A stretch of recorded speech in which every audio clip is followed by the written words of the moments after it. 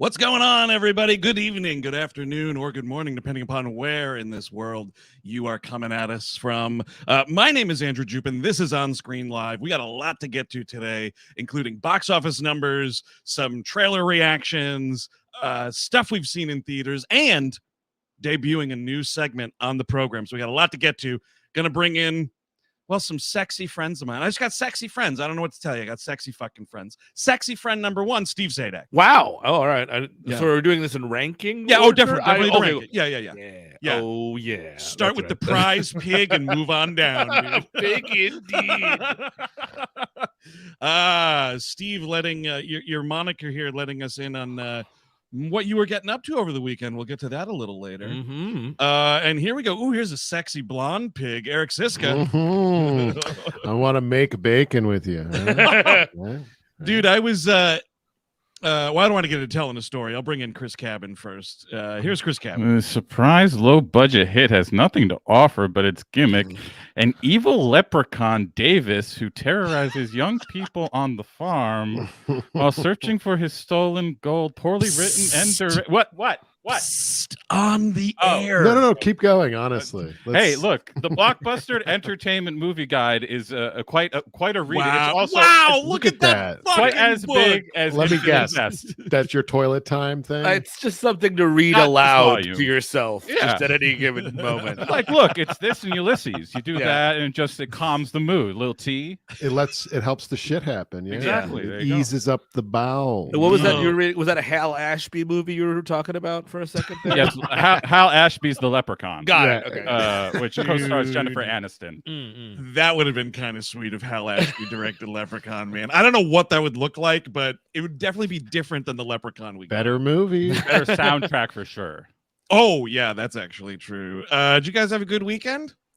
Sure. Yeah, I did. I saw. Well, see what I got. I did a little Broadway. Went to see Doll's House with Jessica Chastain. You put on yes. your tuxedo and I your top hat. I did. Now, and now Mr. Steve, Manhattan. Steve, that was the stage adaptation of the short-lived Joss Whedon television series. yes, Mhm. Yeah. she keeps turning into different assassins. Oh, yeah. Andrew Jupin watched every fucking second of that show. I will say though, judging by the audience's reaction to sort of like the last half of that play, which is kind of, it's a play, so it's like kind of sad at the end, and people are still Sure. laughing because like the guy from Succession is kind of funny in it, but at the end he's not that funny. Stewie from Succession is in it. That's cool. Okay. Mhm. Yeah, I like that guy. he's like the male lead. Also, creep alert if you want to. It's a weird like sparse staging, and basically there's like a ring that kind of circles around kind of the stage. And like, Anyone jumping off the top turnbuckle? no, but at the beginning, it's just Jessica Chastain just sits down and like just on this ring, and it kind of her chair just kind of goes around and around, and the ushers keep coming out to you like, by the way, it's totally okay to take pictures right now, but when the show starts, stop taking pictures. And I'm like, fuck. Like, yeah. Yeah, it's weird. That's weird. That's Because Seems like a oh, mixed so it's like message there. she's like spinning around on this chair. They're like Yes. trying to like not have perverts. So Yeah. she sat and spinned. She literally sat and spun, and okay. So she's it's a like- great play. it's a great play. Did she only while she's doing this, is she also defending Jeremy Strong just to the Yes. nail in the bone, just Yeah. won't take it back? Okay. Exactly. Gotta let her, get it out. Sorry, I derailed everything. No, that's totally fine. By the way, happy week of 420. We got a big 420 thing that we're going to talk about in a little later, but we got a lot to get to, folks, like I said. So let's run the numbers, gang. This is Highest Gross.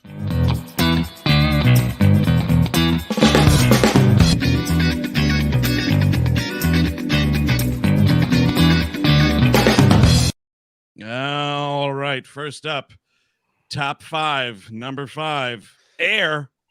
Very it is. surprising that this is still rocking and rolling such as it is here. Whoops, let me get the numbers out here so everybody can play along at home. Another 7.72 mil, not too shabby. Beholden. I was out last week. I did see this movie. I really liked it. It's a fun little we call it about baseball terms, not a home run, it's a double. You know what I mean? It's a total Sure. double, and I enjoyed it. And I think more movies should be as kind of low key and fun for adults, even though it is brand propaganda.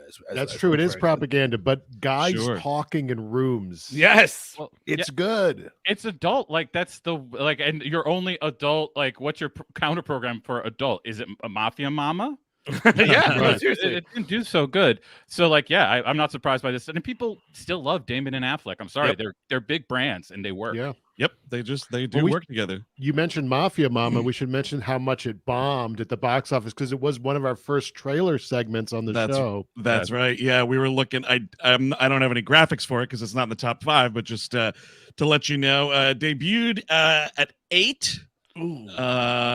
Did just a scotch over $2 million on 2002 screens. So yeah, that's awful. Is insane. The huge wide release, swing and a miss. With Well, I guess Mafia you Mama. have to platform these movies. I'm sorry, like even a week. Give Mafia Mama a week in a couple of regions, 50 screens, something like that. You can't put a movie like this out on 2002 screens. No. Like, Bleecker Street flub, dude. I mean, Sorry, I guess Bleecker they thought Street. it was going to be another 80 for Brady, but it's really different. You know what I mean? It's a very different core audience. It's a very violent movie and a gross movie. So. Oh, really? You watched it? Oh yeah, I saw it. Oh, of course, of course. My yeah, local, of course. the Richfield theater around me, like they shift things in and out pretty quickly. Mhm. But I try to go there because they're very cheap. Okay, so you're saying it's actually violent. That's interesting. It's very bloody. It's like really bloody because it's Catherine Hardwicke. Like you kind of get that with her. But like Toni Collette is all in on that performance, and course she is. nobody is backing her up. Yeah. Really? Not even Monica? No, I mean she's like so checked out. You would not. I mean, even for Monica Bellucci, who's supposed to be like quasi checked out of everything because she's like ethereal, like she's another being, kind of like She is, yeah. She's just bored. Like you can tell she just is like, yes, Tony, thank you very yes, Tony, yes, I like TripAdvisor too. Yes, I'm very fond of it. Like there are plugs for like TripAdvisor and shit like that all over the fucking thing. So would you say it's anti or pro Mafia? It kind of hits the middle ground. It's kind of Okay. It doesn't land on either side really. I need my Mafia movies to be whole hog pro Mafia. That's fair. That's fair. why I it can tanked at the understand box that. office. Word got around immediately. Exactly. And I just- wouldn't be surprised. One more note on Air, much like that film, Michael Jordan is in my movie. He's right over there. You just can't see him. Oh, He's- okay. That's where Michael Jordan is right there. Hi, That's Michael. awesome. Coming in at 4. Speaking of fucking tanking hard, Oh yeah, no. Renfield, the big release of Renfield, another one of our first trailer segment titles.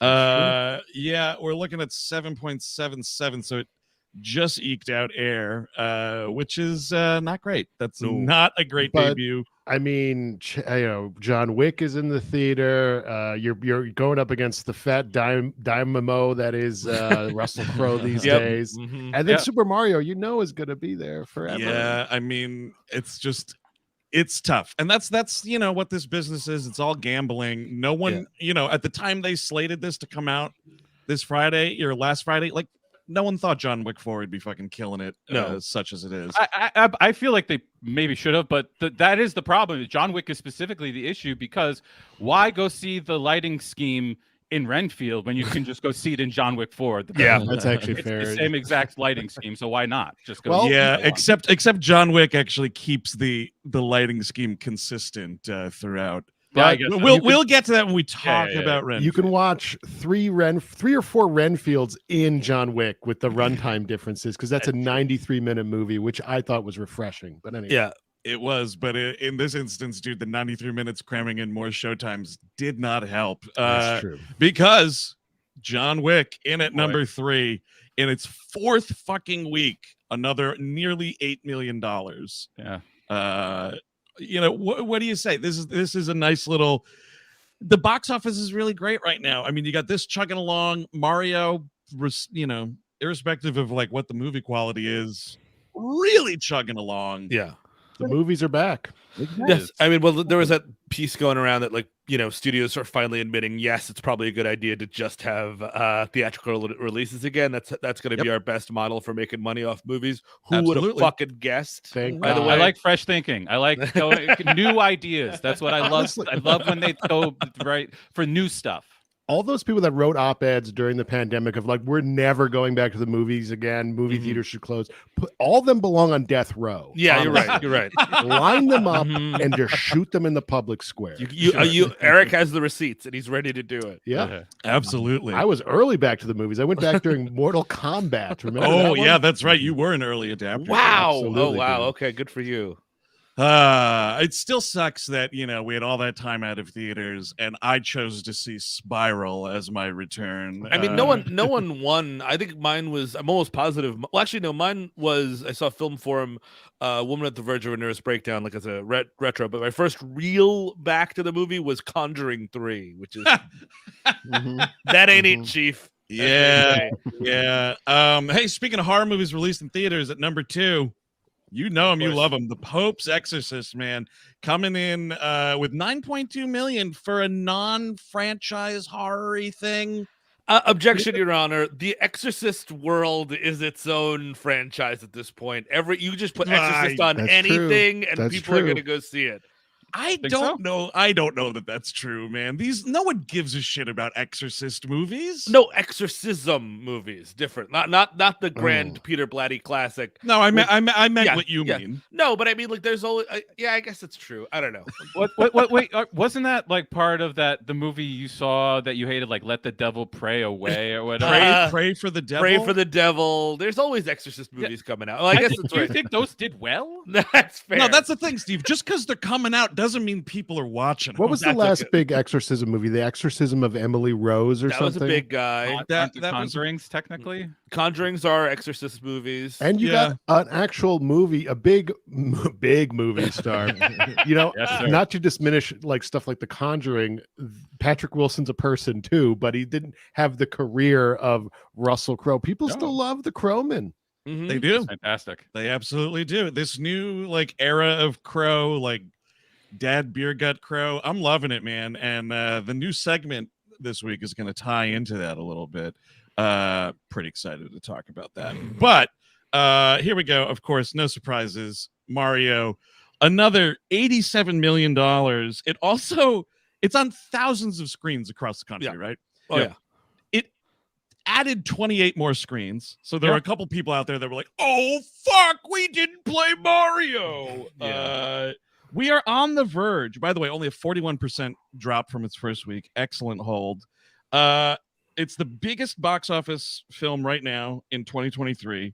And it's the highest video game adaptation of all time, full stop. It's gonna we're gonna see more of these just between this Spider-Verse, like these, like, because we're waning a little bit on our live action love. I think that we're gonna see more kind of what I'm gonna call prestige animated pictures, like big brand, something that could have been a live action movie that absolutely will go animated because of this movie and Spider-Verse. I think there goes my hopes for a live action Metroid. Yeah. No, that's the other thing too. I'm wondering, are we going to see a wave of Nintendo movies? I was talking about is this. My precious Zelda going to come to theaters? Yep, dude. Finally. Yeah, I mean I was with some friends on Saturday night, and that was precisely what we were talking about, because a buddy of ours had some new Zelda footage because he works in the gaming industry, and we were talking about, like, man, wouldn't that be something like live action? But then this friend of mine was like, no, they'll do an animated movie. It's going to be animated. You're going to get like Timothy Chalamet to do the voice of Link or something. Oh yeah, Link talking, that would be interesting. So here's the danger. We're gonna go on tour in a couple of weeks, and that game comes out the weekend before. Yep. And I'm bringing my Switch. I don't know if I'm gonna leave my hotel. Is the problem? I will get on the plane. I will go to the hotel. Steve, don't bring it. Don't bring. I said I'm not bringing it specifically because of this issue, because I'll miss the show. I just know what's gonna happen. So just leave the fucking thing at home. If you're wrapped up in Hyrule, we can go to the show. You can stay home. I've got to go. And then real quick, just one title in the art market that we will be highlighting a little bit later, but Ari Aster's BEAU is Afraid came out in limited New York, LA release. It was on 4 screens, 2 in each city. But $320,000 on 4 screens. That's a big deal. Yeah. But my Alamo screening was packed asses to elbows in the afternoon. Because it was the right one. I went to the 240. And obviously it's a 3-hour movie, so you want to go to the 240. You know what I mean? Oh, yeah. Yep. I mean, that's what was crazy. I was trying to find a time to see it this weekend, could not fit it in, but I'm looking at the show times, right? And I was really curious because it opened at, here in New York, it was the Alamo, Brooklyn, and Lincoln Square on the Upper West Side. Lincoln Square is like my go-to. And they have it on IMAX. And I was like, oh, that's interesting. And I'm looking at these showtimes, and I wasn't considering it, but there was an 11 p.m. showtime of that movie in IMAX. And I was like, I'm not getting out of the movies at 2:30 in the morning. What's the matter with you? That's insane. I should have looked to see like ticket availability right before the showtime to see who was there. Like if anyone turned out for that. I mean, it's Manhattan. So like, I'm sure people are up at all hours. Yeah. I'm sure there was people there. I mean, like that's kind of like Midsommar and Hereditary, of course, small movies that nobody remembers. So like the limited release makes sense. But like I do like this idea of building anticipation. This I do think works. And like even though I'm like edging the box office. Exactly. You don't want to come quite yet. I think that if you do this like to a certain degree, it works. But like I'm also like, come on, you couldn't get me one theater outside of New York. Just one. Come on, baby. Dude, this is how platform releases work, man. I don't know what to tell you. Here's what I do know what to tell you guys. Do you 3 have anything going on this Thursday at around like 9 p.m.? No, I got plans. Zelda comes out a couple weeks from now, so I'm free. Oh, I got plans. You got plans? What are your plans, dude?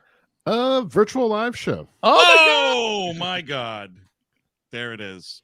This Thursday, that's right. 4:20. It's going to be so much fun. Chris Cabin's going to smoke a whole banana.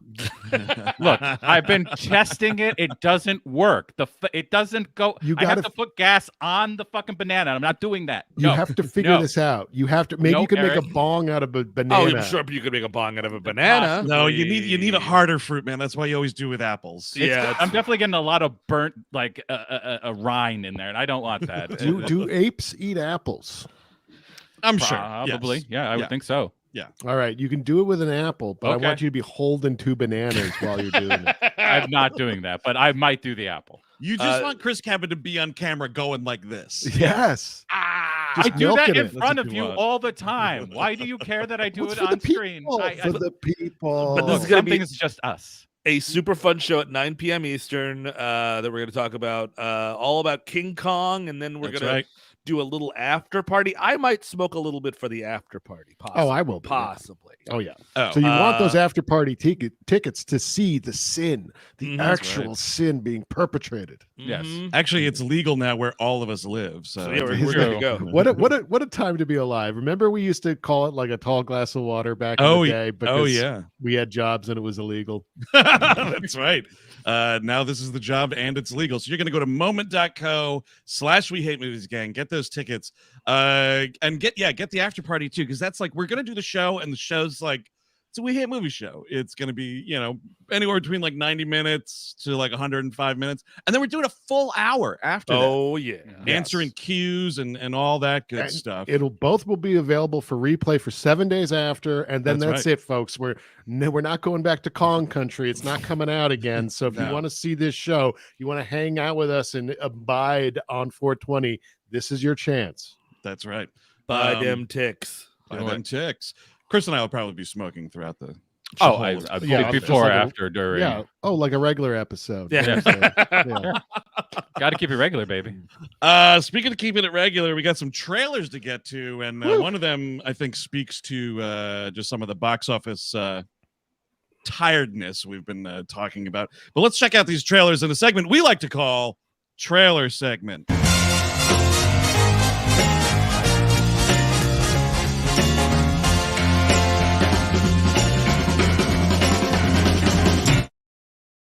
So this first one coming up, I watched it whenever, like late last week or something.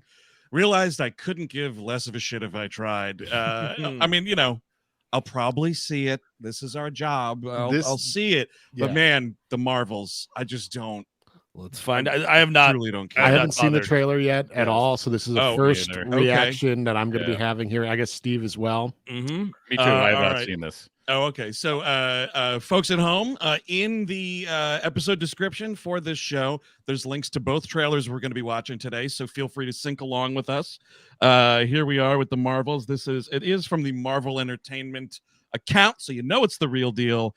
Let's check it out now in 3, 2, 1, go. No trailer. Woo! Yep. No trailer. Fucking great. Oh, do the Avengers have a spaceship now? A space station? That was previously established, Steve? Or no, I don't remember there being a space station. Oh, okay. Well, I think this also must be a SHIELD space station. Yes. And just like, oh, hey, Nick Fury, you're a celebrity. Yeah. Ah! Like, God damn it, I hate that. He's your boss. So yeah, where here we is go. Captain Rambo? Okay. So yeah, intergalactic, baby. Yeah. Oh, dude. Yep. You got to do it. And here's Captain Charisma herself. Well, it's surprising that it took them this long to do another Captain Marvel thing. I guess it's because of the internet being upset that she existed. Well, probably also like because of the way they like worked that character into all their weird phased machinations or whatever. We've seen a lot of her. I don't remember. She any comes in moment of at her like besides her movie. She comes in at Endgame and like rips a huge fart at the end. I think that's where you see her. And I watched like one episode of that Ms. Marvel and just knew it was not for me. Just a little too like YA feeling. Oh, there's the cat. Yeah, you gotta get the cat. That's fun. I mean, I liked the first one. I'm definitely gonna give this a shot. It just, maybe not though. If I have to watch Miss Marvel to understand all of this, that's the no, question. thank you. No, absolutely right. Yeah, which I don't entirely know that you would have to do that. She's just got overbearing parents. Yeah. I don't know. I guess we will see. The use of intergalactic is just disgusting. I totally forgot. I forgot there was even a Miss Marvel. Is that right? Yeah. Well, it's every week. You got to keep up. So if you're not watching Marvel every week, you're missing out on the Marvel. That's right. I mean, to be fair, same with Star Wars. Yeah. So this comes out November 10th, directed by Nia DaCosta. I like her first movie. It's been not so great. That Candyman remake is not for me. I stayed away, dude. I read our good friend Angelica Jade Bastion's review and stayed right away from that movie. I always meant to go back to it, but I never did. There are parts that work. Overall, it does not. And Little Woods, her first movie, is very good. But I can't say this because I think she did something else too. Didn't she also do something with Marvel before? Or am I completely show? I forget. Do a quick run around the IMDb here. Or was it just Candyman? I might have just been Candyman. But yeah, it's the I'm hoping that is this the next? No, the next Marvel movie is what? Is Guardians, which that's gonna really let me know whether or not I can fuck with Marvel anymore. Like if that one totally is not on par, we're really in trouble. Because I've really liked the first two of this segment. And honestly, that was sort of what surprised me so much about that dreadful Ant-Man was I was on the outside of that part too. I liked both of those movies, and that was like a real kick in the teeth. Oh, Chris, this is she did Little Woods and then Candyman, and in between that directed 2 episodes of a TV series called Top Boy. I have no idea. But the Marvels, she hasn't done anything else. First time with Marvel. So the boy gets top in that, I guess. I hope so. Possibly. I don't know. TV show from 2019 here. 2 London drug dealers ply their lucrative trade at a public housing estate in East London. That's what it's about. Could be good. All right. All right, let's get to the other one. This is some real ridiculous shit here. The Last Voyage of the Demeter. Now, if you're a fan of literature, you know what this is referencing. And if you don't, we're going to watch the trailer and you will find out what this movie is about. And good God. I've not heard of this. I'm kind of excited. I have no idea. Universal has cooked up with director Andre. Andre. Jesus. Your great friend Ruben Östlund would be so disappointed in you, dude. Go for your That's throat. okay. That's all right. All right, folks. So here we go. Last Voyage of the Demeter. And Chris, I'll tell you, by the way, this has a preview for the preview. In 3, 2, 1, go. Oh, Evil's on board. Uh-oh. Yep. Oh, spooky, scary. You got fucking what's his face from Game of Thrones. Oh, it's a Dracula movie. Okay. yeah. We'll call it a Dracula movie with a Demeter. Yeah, dude. So we are making a movie about one chapter from the book. Dracula. Oh, shit. right. Do it. The Onion Knight's in this. Yeah, I like that. I mean, we got some nice looking ships here. That's something. The last voyage of the Dracula ship. Mm-hmm. Last Now, Voyage of SS Dracula. Here's the question. Are we, because it's Universal, and you never know, you never could be sure when they're going to start a dark universe. Are we starting a dark universe here again? Maybe. This could be a Dark Universe sly reboot, man. Yes, I don't know. It could anytime they could just be like, did that make money? Dark Universe. I just call it Dark Universe. Yeah, they just learned not to call their shot. Exactly. Don't do Maybe it setting early. period is the way, because the original Dark Universe was modern, Present right, day. with the mummy and all that. Yeah. Russell Actors from Crowe Nightingale. was supposed to be Dr. Dr. Jekyll. Jekyll. Yeah. Dave Dasmalian is in this movie Yes. too, floating around. He's also in The Boogans Man coming out this year as well. Pardon? The Boogeyman that's coming out in There's a Boogeyman movie? Yeah, the Oh, the Stephen King Boogeyman. Boogeyman movie. This went in June. I saw that Oh. trailer yesterday. Oh.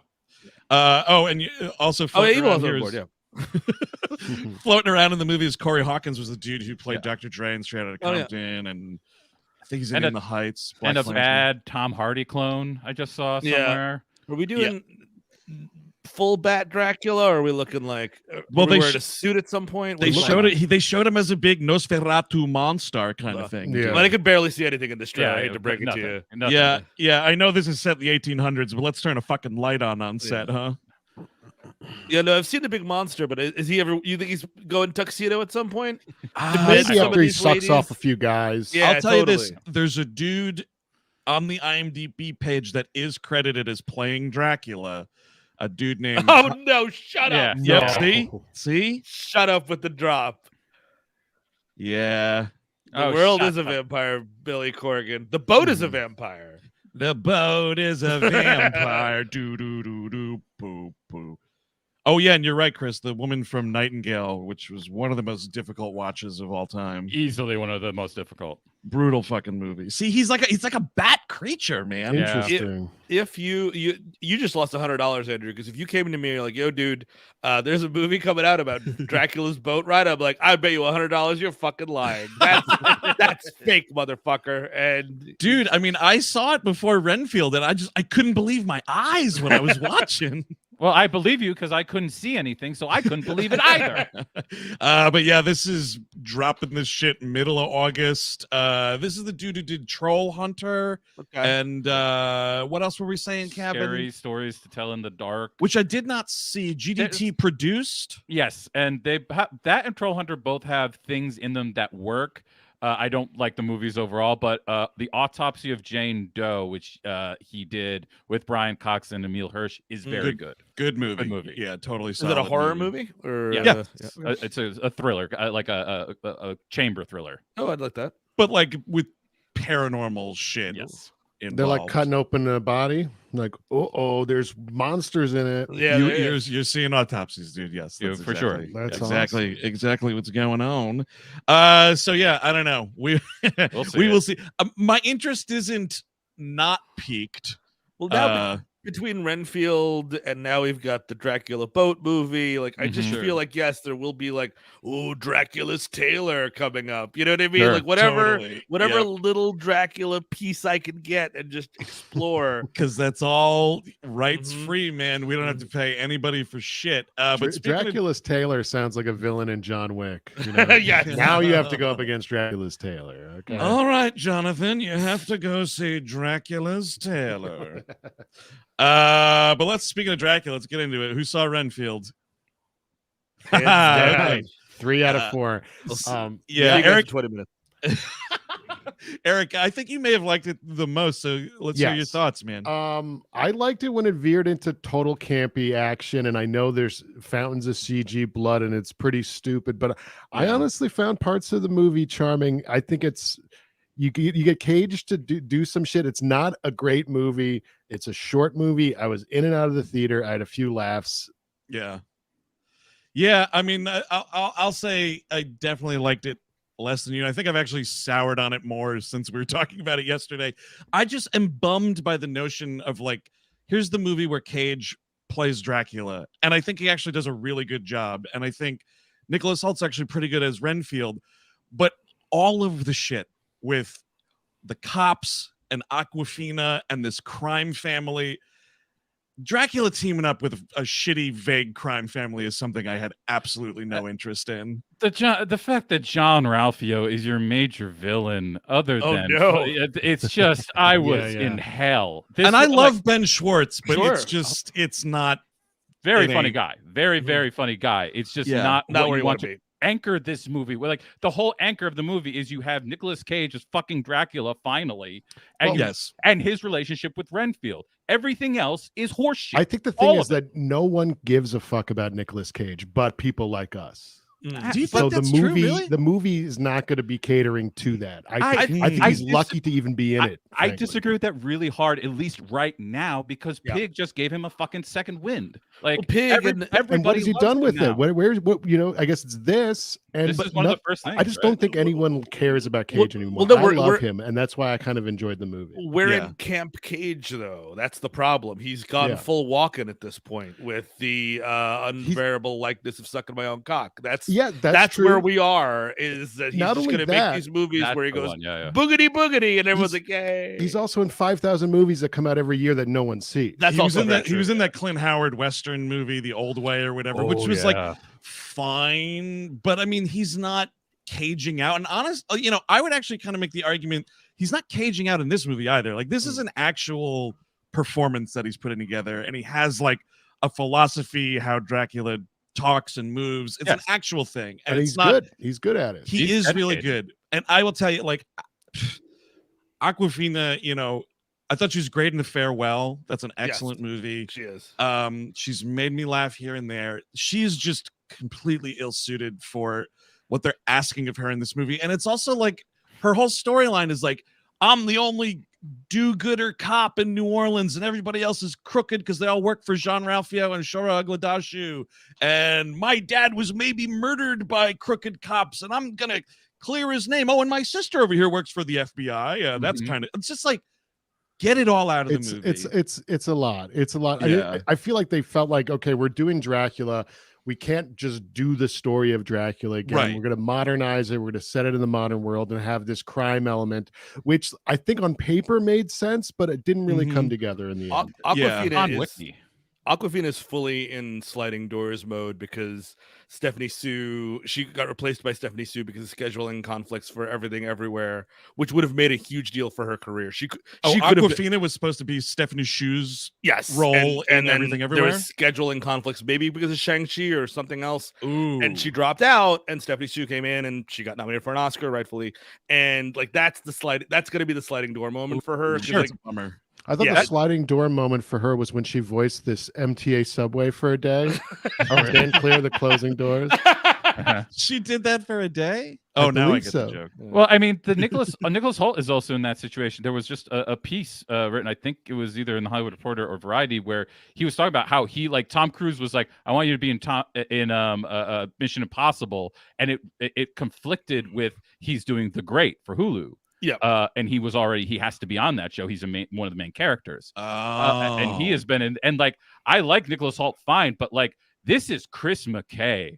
He's horrible. Like, the Tomorrow War is so fucking bad. I can't even tell you. Wait, you don't think the director of Robot Chicken is not cut out for major motion pictures? Well, that's the thing, is he did that, and they gave him the Lego Batman movie, and that, of course, whoever was going to be behind it, it was going to make $1 bajillion. Dude, I watched the Lego Batman movie, not in theaters, but we rented it, having liked that first Lego movie enough, and we watched Lego Batman, and I was like, oh no, I'm done with this. Yep. I'm done with all Lego related shit. It's for children, which is fine. Yep. It's totally fine. Precisely. But it made money, and his name was attached to it. So they're like, well, give him 5 movies that like nobody will give a shit about ever. So yeah, maybe that'll work.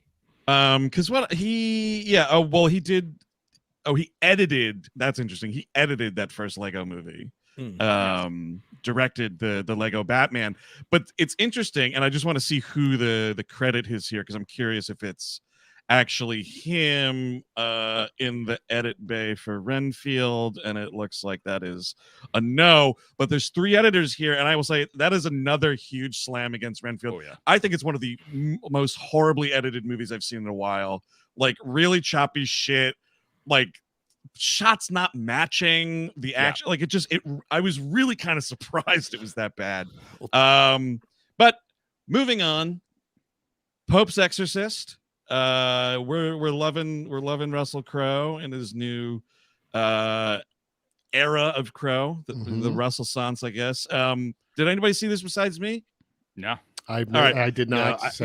I'm fully waiting 3.5 weeks for it to be on VOD, and I'm spending $20 whole on a Friday night, and I'm going to enjoy it. You don't need to see it in theaters. It is kind of slow, and actually, funny enough, we were mentioning it a minute ago, but it's also kind of like a chamber drama, because when he rolls up to this come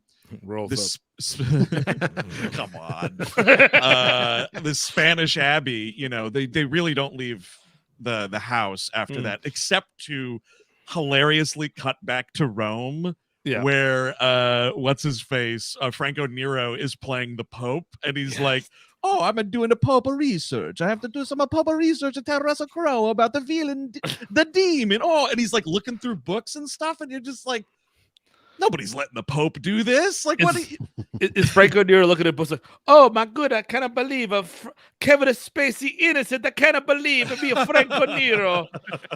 You're my best friend. He be in my movie now. It's the only way we get into funding. We make the movie in Italy, and nobody give a shit about a Kevin Spacey allegation. I mean, it's ridiculous. And Crowe, for what it's worth, he is going whole hog. He is in the movie, man. There is some crazy Crowe moments, but like extra 1.5 stars alone for shots of him on this fucking moped, the sunglasses, the Exorcist hat, and the fucking priest cloak blowing in the wind. Amazing shots of this guy riding around Rome.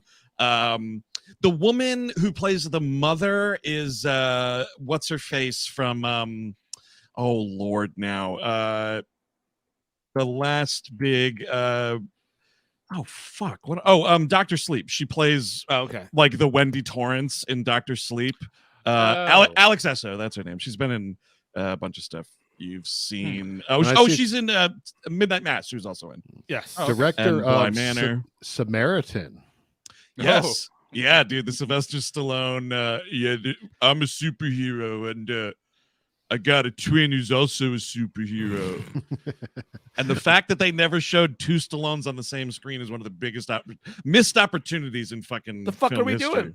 I know. Yeah, that seems like the whole point. But yeah, this is a definite, you will have a fun time renting this movie and watching it at home.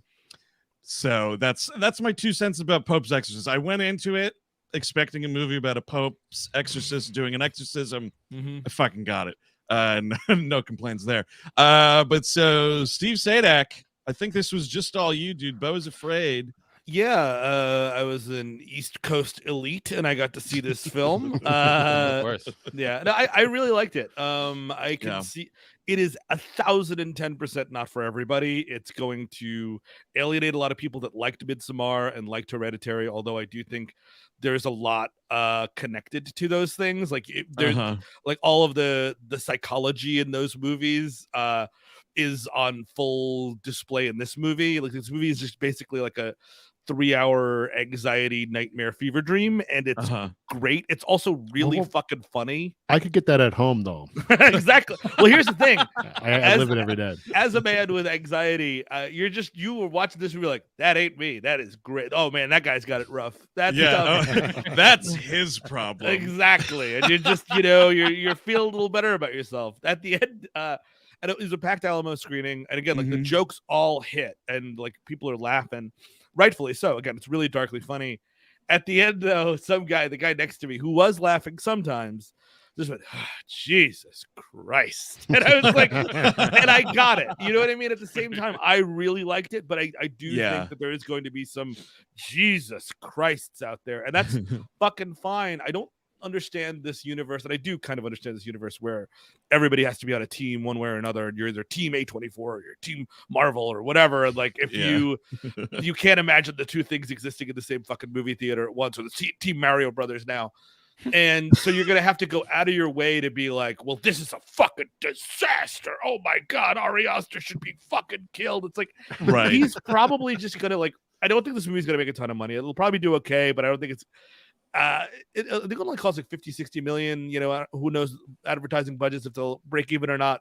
But he's gonna make another horror movie after this, and he's gonna be just fine. You know what I mean? And because he's a really good director, and I think that this is it's a cool thing that A24 gave him this rope. I don't think he hung himself with it. I really think it's a really good movie. It'll probably be on my best of list, probably towards the bottom, because I think it's going to be a pretty big movie year. I don't think this movie is going to win awards, though, which I think is going to, you know what I mean? Like, that's kind of what we want these movies to do. And it's just not that movie. You know what I mean? It's a little, even for like, what do you call it there?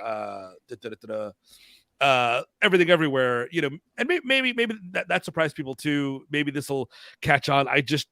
I think it is a little too alienating. And again, I really liked it, but I do think that I could see people being alienated by it. Yeah. Can I ask you this? Do you think, because I wonder about this all the time, you know, I mean, we're on here every week analyzing the business and talking, you know, numbers and strategies and whatnot. Do you think the reactions to this movie would be leaning more towards the positive side than they are? Not that they're negative, but, you know, there'd be less of a split, or there'd be less derision if they kind of just didn't tell you that it was an Ari Aster movie. In other words, if you removed from the director of Hereditary, because I feel like that shit sets certain expectations from the guys who brought you Hereditary and Midsommar. Exactly. I think you're right, though, because I think that there is this, like, it needs to be a horror movie, and it's much closer to a comedy than not. I mean, there's tension like throughout. There's like really like, you know, there's no real scares in it, but it is really tense and like disturbing, but it's not, but it is also very, very funny. One thing, the cast is fantastic. Obviously, you got Joaquin, who's a perfect straight man in the whole movie, just dealing with this. Nathan Lane's great. Amy Ryan is fantastic. Also, Richard Kind, who we'll talk about in a minute, shows up. And dude, you want to talk about Russell Crowe? Because I just happened to rewatch Inglourious Bastards this weekend. The French guy from the beginning, Denis Ménochet, he is in this movie, and he is a doorway. He is a big man now. He's unrecognizable. It's fascinating. Humongous. Weird. And he's actually really good in this. He's like a maniac, and it's fantastic. There's this big it's kind of a Straw Dogs ripoff called The Beasts that was big in France. It's coming out later this year, and I saw it earlier this year, and I was like, oh my God, he ate a house. He did it. He ate a whole house. Dude, he saw Russell Crowe and he wanted to dude. Yeah. He you sort of got a hint of this because he's one of the guards in French Dispatch, who's like pushing Benicio del Toro around or whatever. Right. But by the way, your point about Ari Aster, he's going to be just fine. Yes. You know, we got Robot Chicken directing movies that are not doing well right now. I think maybe we'll lose Robot Chicken before we'll lose Ari Aster. So Eric, you're saying the dude that was getting dragged over the weekend for his fucking little piss baby tweet about the movie being like a career ender for Ari Aster. Oh yeah. I saw that. Yeah. Big old bitch was wrong. But what was his name? Big old bitch? Is that big old bitch? Eric Webster, big old bitch. The thing with those kind of tweets though is like you kind of have to have guys like that around, because it does. A bunch of people were saying this when he did that. They're like, "Oh, that guy sucks. If he hates it, it must be great." Yes, it's a fucking signal up in the air. Like, oh wait, maybe this is good. Maybe I was wrong about this. And I do think it's great. I will one last cast shout out. Stephen McKinley Henderson is a fucking goat in this movie. He is dude. He's rules. Great in everything. He's just got some great faces in this film that really, nice. That really steal the show for me. it's definitely worth seeing when it comes out this weekend, folks. But it is 3 hours, and again, I do think mileage will vary, but I really enjoyed it. There are a lot of people in the chat asking if the 3 hours are justified. Yes, I think so. But you do feel it. It's kind of both. You know what I mean? Eric Weber tweeted it. Yeah. Oh, okay, not Webster. Other quick casting cue. How's Patti LuPone? She's great. It takes a while to get there, and she's very scary in a good way. I love it. And Parker Posey's fantastic too. Oh God, yeah, what a fucking bench this movie has. It goes and goes. I do think that most people who like this show might like this movie. So you should go see it. By the way, this guy's got a great Twitter bio. The world's foremost film evaluator, registered. Probably paying big Elon Musk some money for that. Hashtag Oscar Guru, awardsace.com, box office prophet, chair of the Sunset Awards. Yeah. Member of some fucking garbage critic circle. I hate you. Midnight Movie Talk. I cannot give. I mean, we talk about box office numbers because it's interesting, but I could not give a shit about your predictions. I could not care less. That only really mattered to me socially when that cool box office game was going around about 15 years ago that we all used to play. This movie is, as Steve Good called, this movie is indeed going wide. This Friday, the 21st of April. He's got an hour and 11-minute long YouTube video about how BEAU is Afraid is the worst movie ever made. I'm sure. Man. Of course. We're having fun on the internet. Worth every minute, I'm sure. Yeah. I mean, it's also probably it will likely get its brains beat in by fucking Evil Dead because that's a true horror movie and it's going to give people what they want. Yeah, et cetera, et cetera, et cetera. I don't think this movie's going to make a shit ton of money, but it doesn't make it a bad movie. Yeah, totally. That's how I go to the movies. No. Yeah. If you're only going to the movies to see the things that are going to make money, you're missing out on a whole lot, including Renfield. So to close out the week here, new segment to introduce.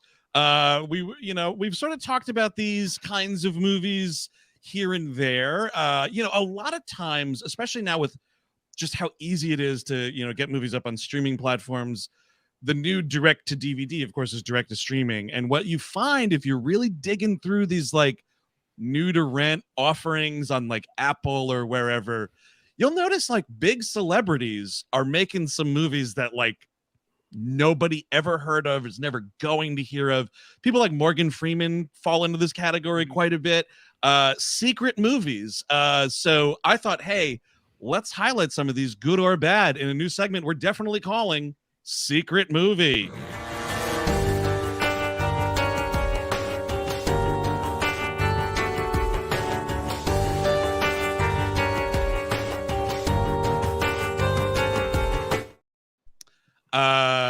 By the way, big thanks to Philippe Sobrero for always coming through with the fucking awesome graphics, man.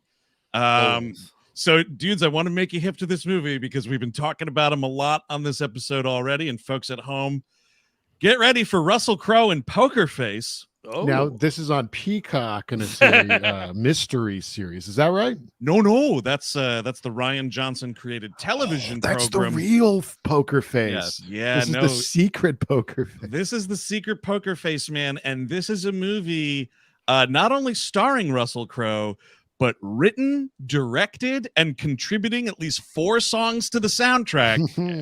Poker Face from Screen Media Films, which I learned last night watching this movie is owned by, you didn't guess it, Chicken Soup for the Soul Entertainment. Okay. Those self-help books are buying movies. Wow. News to me.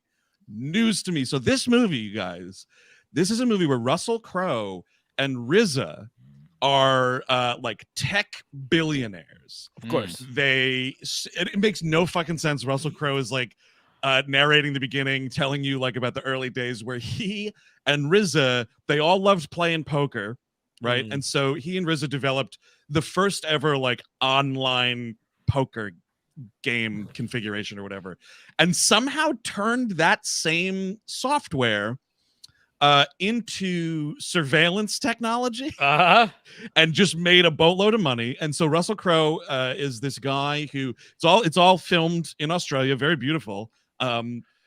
He plays a guy who he gets a terminal diagnosis and invites his old buddies, his lifelong childhood friends, Stand By Me kind of shit, to his gorgeous house to play this game of poker, like dude's night. We haven't had dude night in a while. We're all so busy, blah, blah, blah.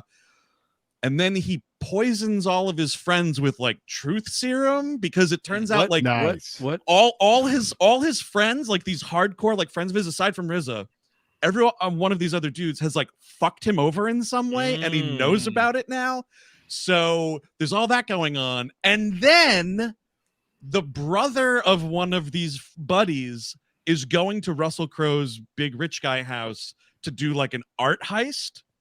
So it's like all of these ridiculous fucking things. It's a real it's a real movie stew. The truth serum has almost nothing to do with the rest of the movie, is what I'm understanding. No, because it's basically like, I poisoned you. Sort of. It's just truth serum. You're gonna get sweaty and maybe a little diarrhea, but you're all right. And it's just basically like him just like talking to these dudes to get them to admit things that they've done, and that happens, and then it's like, but we're all still mates. Oh, look, I'm getting robbed at gunpoint. And then it turns into like a fucking Panic Room movie for a little bit. That's exciting. I kind of like this idea. It's just so much movie in one.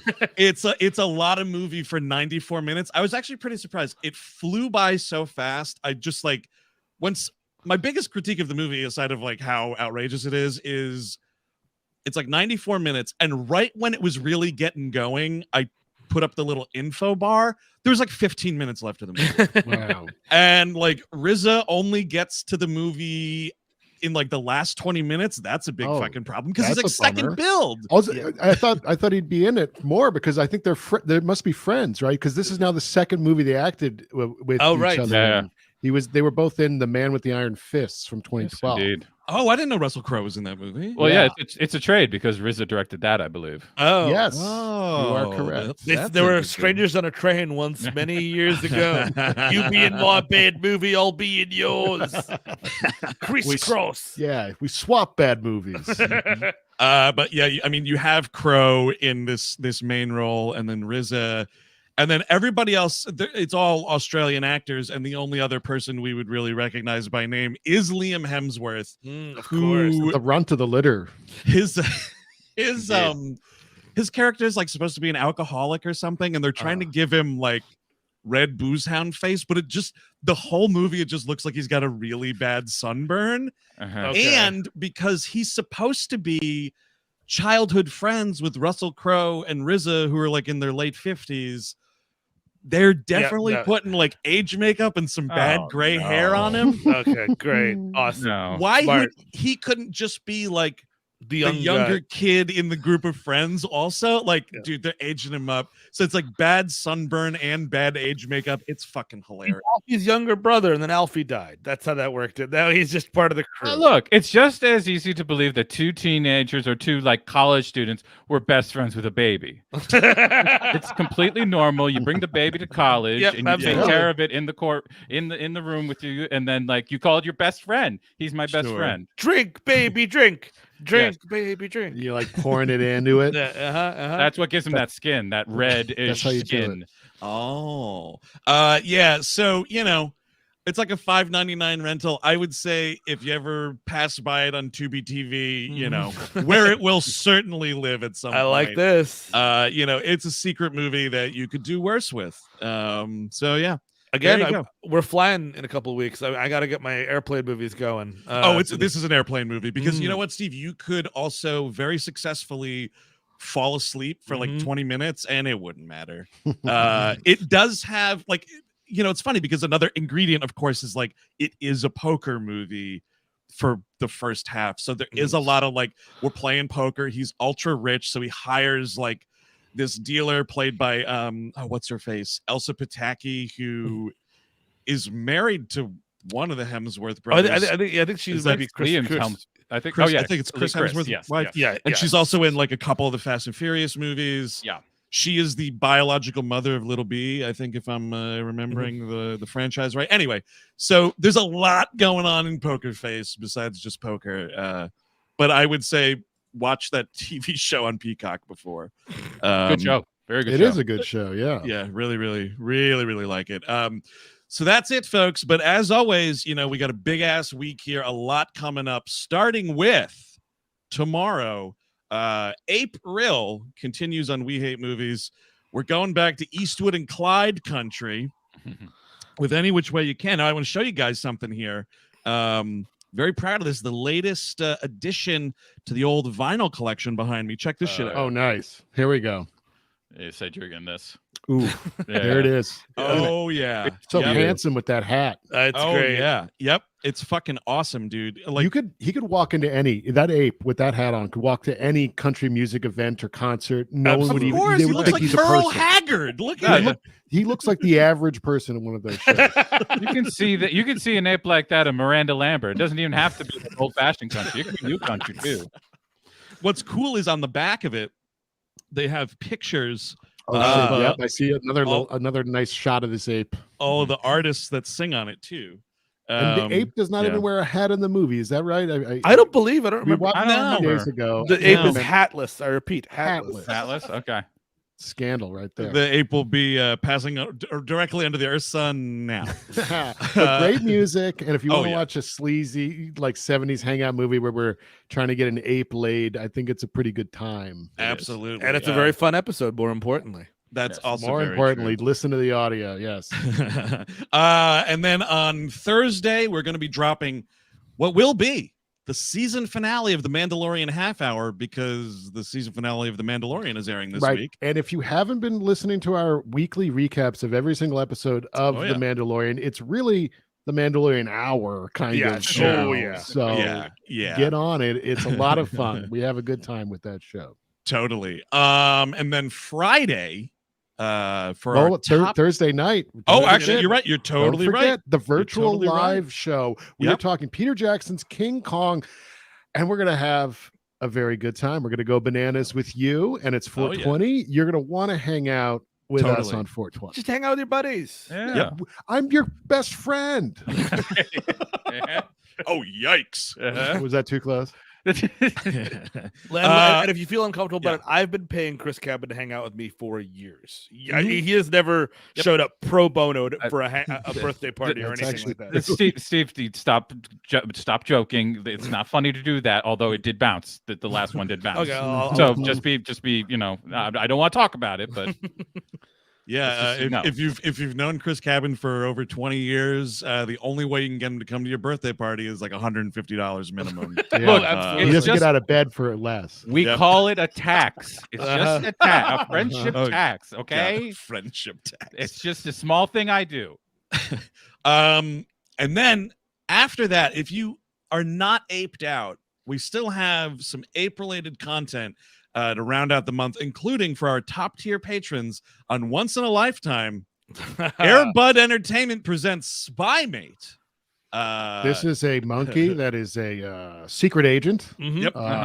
Yep. Goes on adventures. Yep. It is Surprisingly about, high budget for this one, with some explosions and CG work that are actually look kind of good. It is about as good as the poster promises. Yeah, I mean, this is about it. What you're looking at here is about it. and I will say, Yeah. unlike the fucking false advertising here Mhm. with the ape wearing the hat, which does not happen in that movie, you bet your sweet buns that this fucking chimp in this movie is wearing them sunglasses. Oh my he God, definitely yes. Is he has wearing them the on. suit though? That's what I was kind of trying to go back in my brain. Maybe on. once. For one Yeah. scene, I think he's Okay. got it for one scene. Okay, And I will, all right. and to what Steve said earlier, the one thing that is not on here is Richard Kind holding a gun. No, he does hold a gun in the movie. I'm so excited Yes. about that. Andrew, could you put the poster up one quick moment again? Yeah, I want absolutely. to point something out here. Yep. What is going on with these jeans? I was Oh, they're just, dude, not I was Christian. looking at these pants, and it looks like she's got like protectors, like pant protectors on. Yeah. Because It do you looks see there's how a it's like seams are going everywhere? I don't know. I don't know what's. Uh, No. is- There's the style at the time, ladies and gentlemen. Which we should point out was 2003 when they filmed the movie, not to be released on DVD until 2006. Yeah. So that's going on. But also another quick programming tidbit, gang. Next Monday, no on-screen live, but you're going to want to clear your calendars anyway, because at 8 p.m. Eastern, boom, we are doing a live mailbag. It has been a minute, but we are going to be reading your letters and all that good stuff on the air. It's been a while, but, you know, we use these things to plug the tour and all that stuff. Yeah. Get those stories in. Get those stories in. We all hate movies at gmail.com. We'll even answer questions, even, you know, like a fun, you know, what do I do? Oh my God, I'm in so much trouble. What do I do? Like those kinds of questions. Yeah, totally. Like, you know, I owe a lot of money to some big guys. What do I do? Yeah, you know, that kind of, she's bleeding. I don't know what to do. Hey, if you want to treat us like your own personal Dear Prudie, we'll do it. We'll exactly. take that kind of stuff on. That's a good idea. Yeah, I'll give bad advice. Yeah. So all of that going on this week into next, gang. Crazy stuff. We are very, very busy, and then of course we're going to be hitting the road in a few weeks too. But that's it for On Screen Live this week. Be sure to like and subscribe down below. Click that notification bell. Make sure you get updated every time we go live and post new content, because you don't want to miss it. Because if you start falling behind, you know, you'll never catch up. You'll never catch up. Yeah, you won't know about Poker Face. Where would we be? Exactly, right. dude. How else are you going to get filled in on these fucking totally fake movies that no one's ever going to see? That's what we're here for, and that's what you don't want to miss. So until next Monday's live WHM mailbag at 8 p.m. Eastern, right here on this very channel, I've been Andrew Jupin, Steven Sadak, Eric Siska, Chris Cabin. Have a good week, y'all. Bye-bye.